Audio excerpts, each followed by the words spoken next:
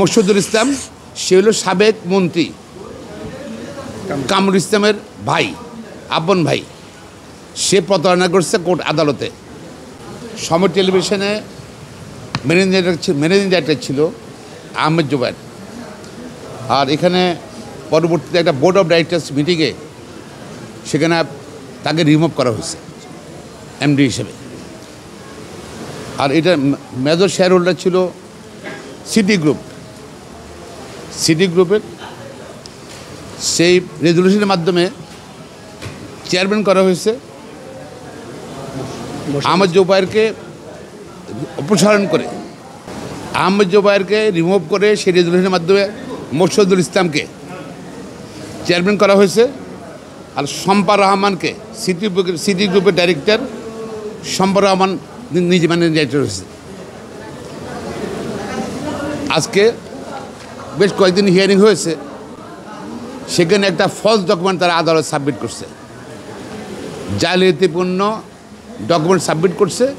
Submit করার পরিপ্রেক্ষিতে কোনো আদালতে কেউ কোনো ফ্রডল্যান্ড ডকুমেন্ট, জাল ডকুমেন্ট যদি সাবমিট করে, আদালত ফ্রড করতে চেষ্টা করে, তখন কোর্ট যে কোনো পক্ষের দরখাস্তের পরিপ্রেক্ষিতে বা সমোটো তাদের বিরুদ্ধে ক্রিমিনাল মামলা শুরু করার জন্য নির্দেশ দিতে পারে।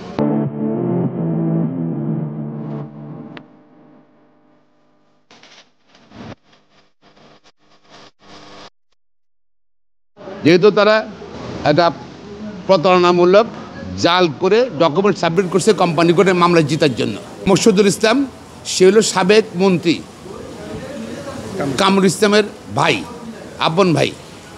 সে প্রতারণা করছে কোর্ট আদালতে। পাশাপাশি সিটি গ্রুপের শম্পা রহমান আদালতে করছে, প্রতারণা করছে সিটি গ্রুপের ডাইরেক্টর।